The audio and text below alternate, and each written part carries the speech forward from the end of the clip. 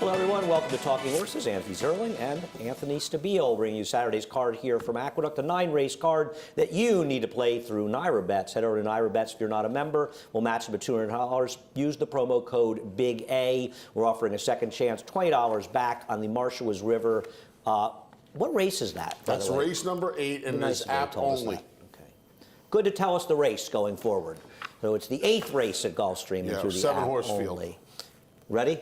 Race number 1. I know we agree in race number 1. We are having some issues with our graphics right now to let you know. I think we agree in this race. I went 4-3-5-6 to start out today's races. 4-3-1-6 for myself. We'll take a look at a number of these horses, including the 1, 3, and 4, your first 3 picks coming out of the last race. Now, I'm going to be honest. The horse that ran the best race in here was Gangi Fat Choi. This horse, no question, ran the best race, was one who broke the pace apart and it fell apart.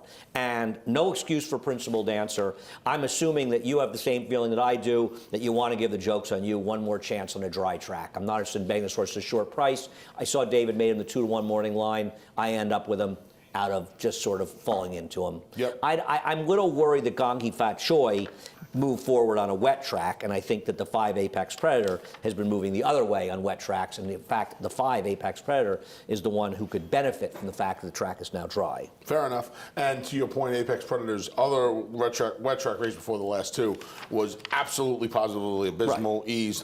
Yeah, maybe you're right. He might be a horse that actually doesn't like wet track. Yeah, it might be there.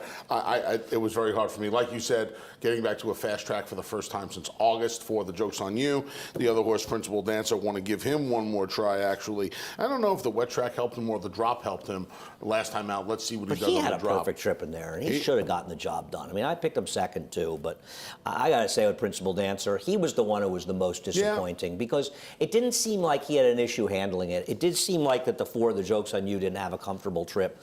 4-3-5-6 for me. 4-3-1-6 for me. 4-3-1-6 for Anthony, race number 1. Race number 2. I don't have a lot to say about race number 2.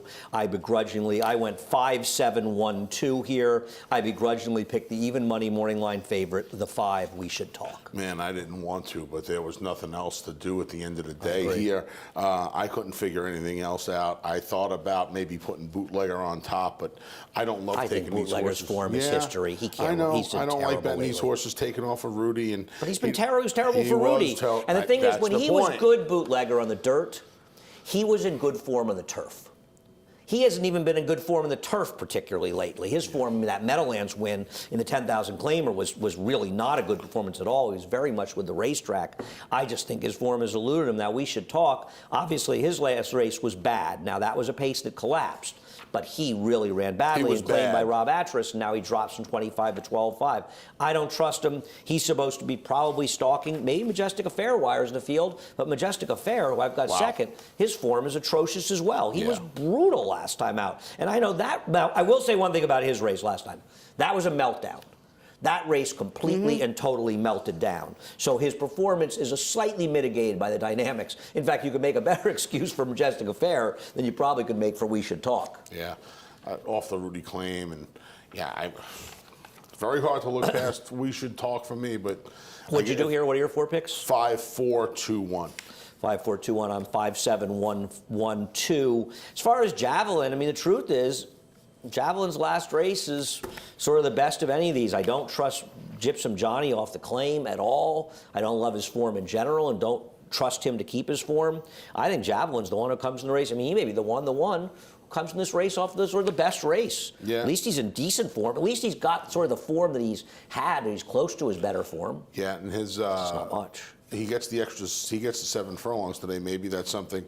We should Talk has a good record there, but maybe Bootlegger doesn't. Maybe I wonder if We Should Talk's better, a little shorter too. Yeah. You know, when you think about that race yesterday, where with Linda with that drop down that she had claimed, the one horse who was brutal. I know who you're talking Starlight about. Mission. Starlight Mission. as you pointed out, and I didn't like the horse, but you pointed out during the show that the 2 was at least coming off the best last race. And as it turned out, that was the horse that won at 6-1. In a lot of ways, Javelin's coming off the white hot the better.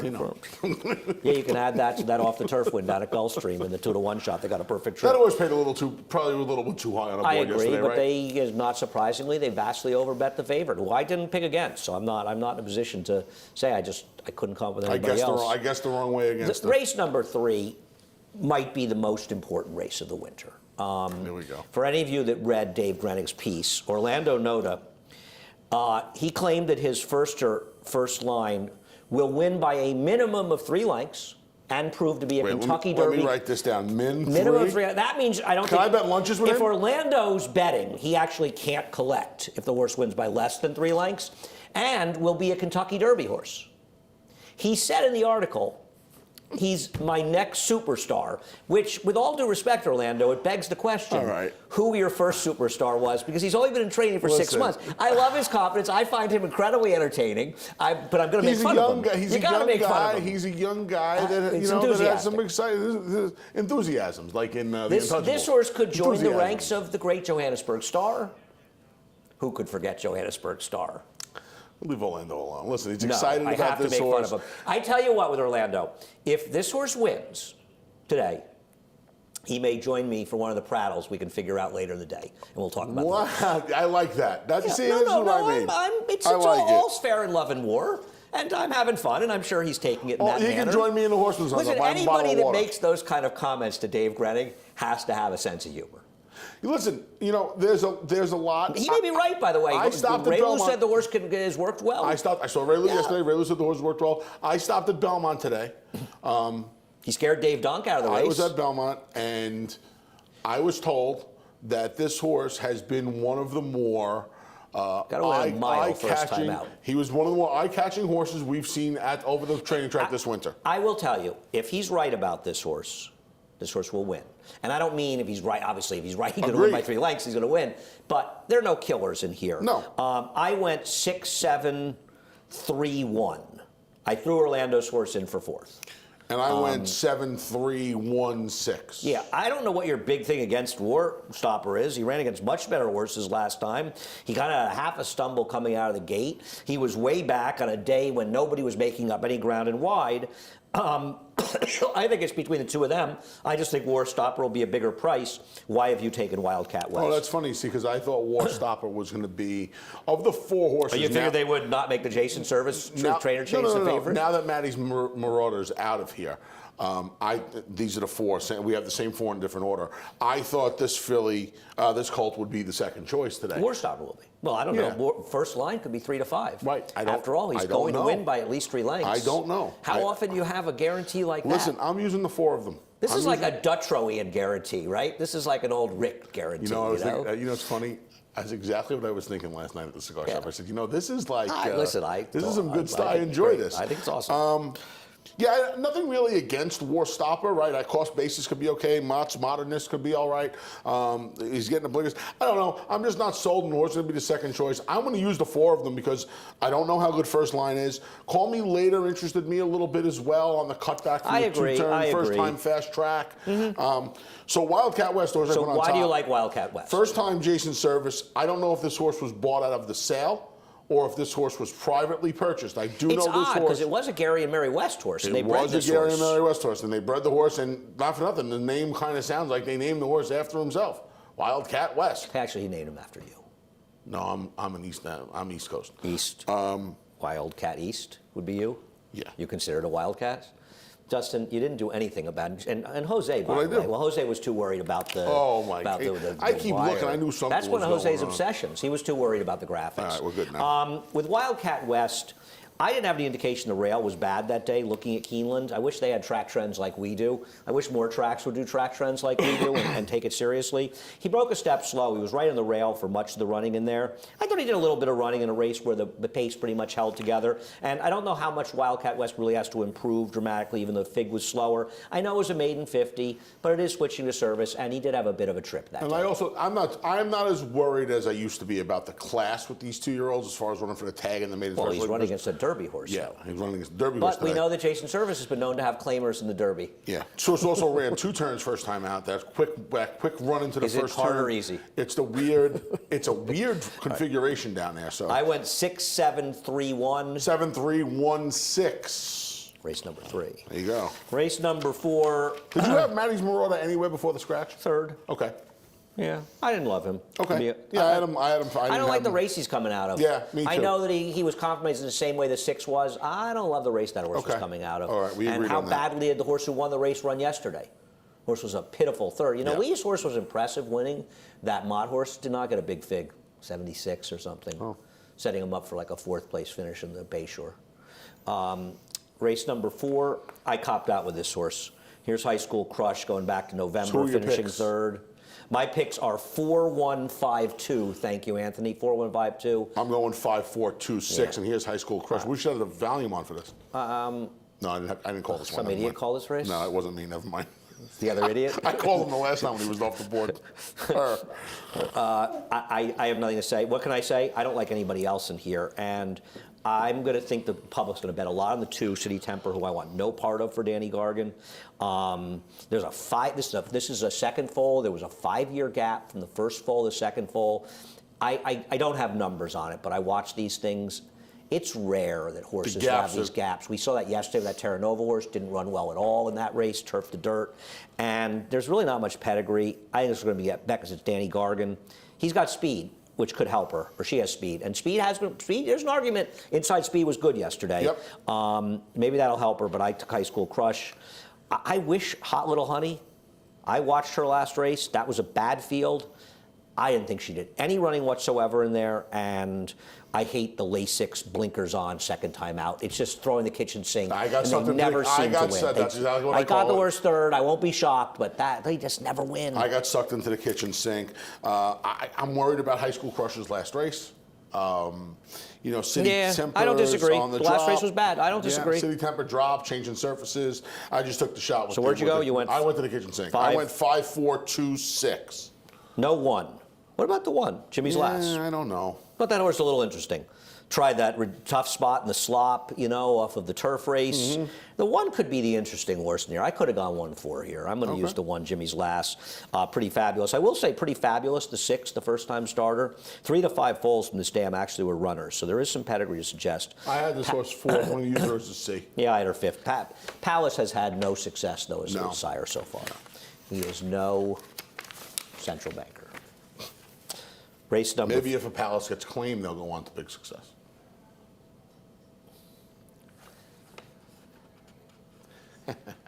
I watched Palace's second race with Linda. I remember telling her. I think that horse, their second race was won by Eddie Keneally, first-time starter at Saratoga. Watching him break his maiden in the press Bill box Mott at still had Belmont. him. Yeah. Race number 5, I went 3-7-9-2 in here. You went? I went 7-3-5-2. As far as Our Storm and Norman, I just thought the horse ran well last time. He was involved in the pace the whole way. That race completely collapsed outside of him. And if he runs back to his last race, especially with 6.5 furlongs, I believe he's going to win. That race fell apart. You have scratched into, I believe, Split Verdict. We'll take a look at his race 2 back when he broke his maiden. I texted David Aragona. I saw this horse was in. I said, one of your pets is back. He loved this horse. I, of course, bet Ballard High in this race, who's outside of him and couldn't get by him. I don't know what to do with Split Verdict, as much as I respect Gary Gullo. And he and Andre Worry have teamed up for a number of victories in the past years. I can't take this horse off this kind of layoff and drop. I can't. I couldn't take Our Storm and Norman. They were the 2 horses I thought were the 2, Yeah, I've got a 1-2 also. Yeah, we saw the race kind of.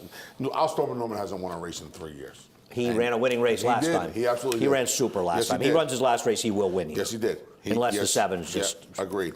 And that's what I'm hoping. I'm just hoping that the 7 comes back and he's close to what he was, and he's running against the horse that hasn't won in 3 years. But they're the 2 for me, and I think there's a big enough break back to the rest where this is the crossroads race, right? It ends the early pick 4, early pick 5, starts the late pick 5. 7-3. Who? I went 7-3-5-2, but if we're really being honest, Tiz and Oxbow. Tiz and Oxbow and Baseman Dave are fillers for me today. I thought Bronxville ran sneaky okay last time. I thought he had a real chance. Well, he has an edge today because I accidentally went to scratch him instead of Sober, Sick, and Sorry. So that means he can definitely be live today. They always run. They always run. You know they do. You know, you don't believe in it, but they always run. No, they don't. They don't always run. Mine always run. It's not that I don't believe in it. It's mine dumb. always run. It's dumb.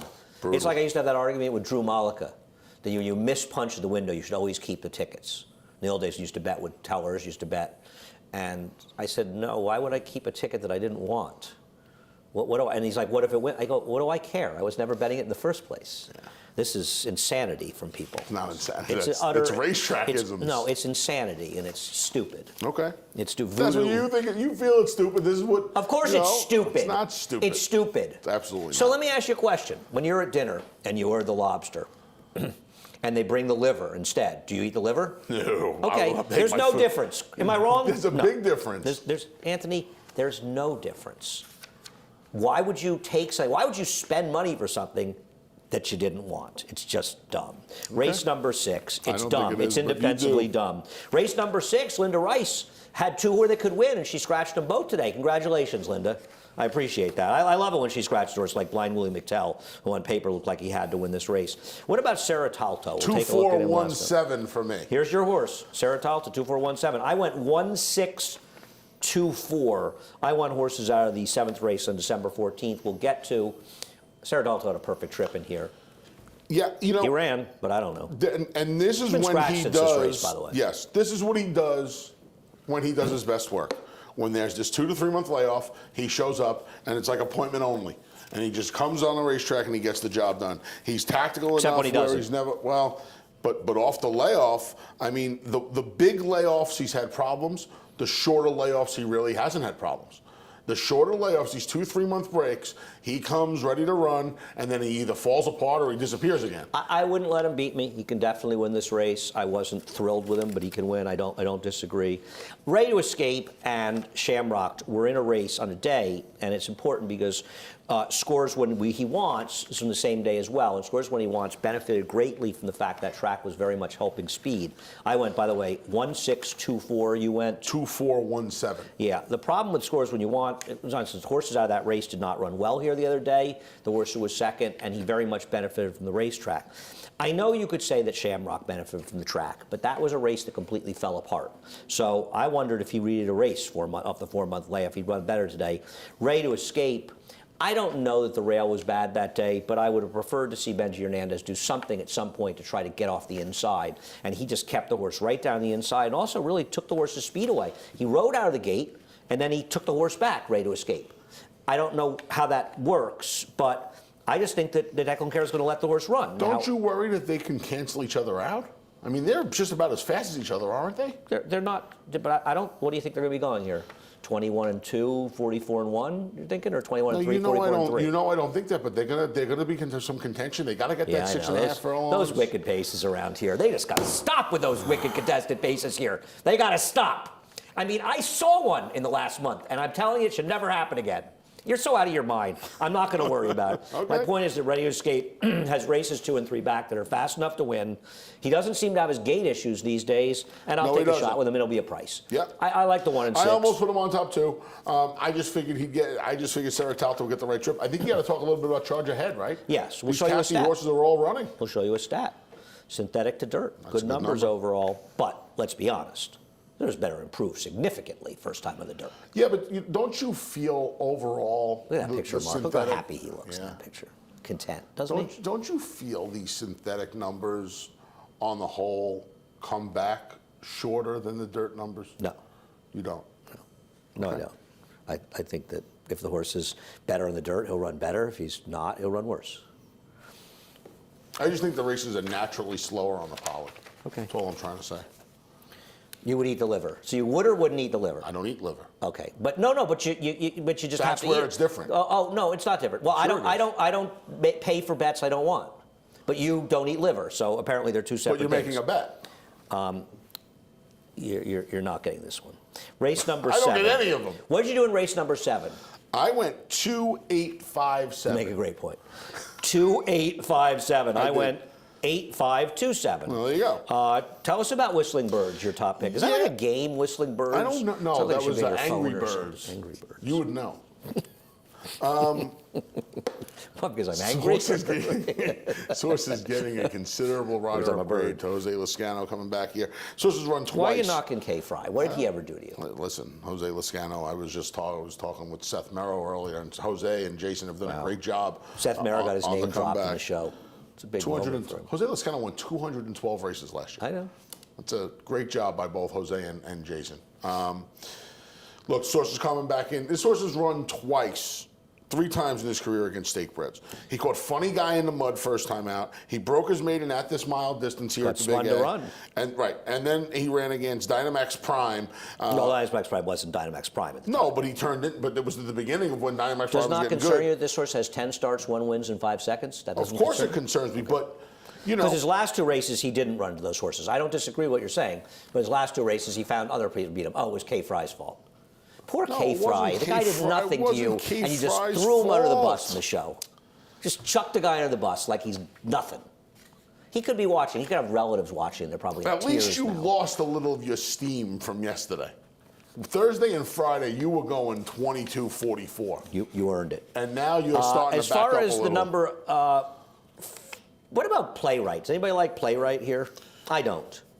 I think Playwright's going to take a lot of money in this race. Well, Playwright was kind of against it last time, right? Wasn't that was the day where the track was speed was good? This is when Danny California couldn't make up that ground off the wheel. Well, the pace was moderate. I just I just don't love him. You mentioned that last time, and you said you weren't a fan, and I thought he ran okay last time, but he kind of has to enough get to break there, up my doesn't exacta. he? Yeah, right. No, I don't know. The pipes. What about BB Banker? I think he's perfectly logical. Yeah, I do too. You wanted him in a tougher spot last time in the slop. Why not? I got him third. I like the 8. Tiergan. I did not show the replay of his last race. I should have. This horse actually ran some race last time out. I know it was back in June, but that was a Gold Rail day, June 6th, as many may remember. That was the weekend of the Gold Rails at Belmont, Bill Mott Barn. It was Belmont Stakes Racing These Festival. kind of 4 to 8 month layoffs. They have pretty good numbers, as you can see with the stat. And this horse was 3 to 5 wide on the turn. Really got a ridiculous trip and kept on running.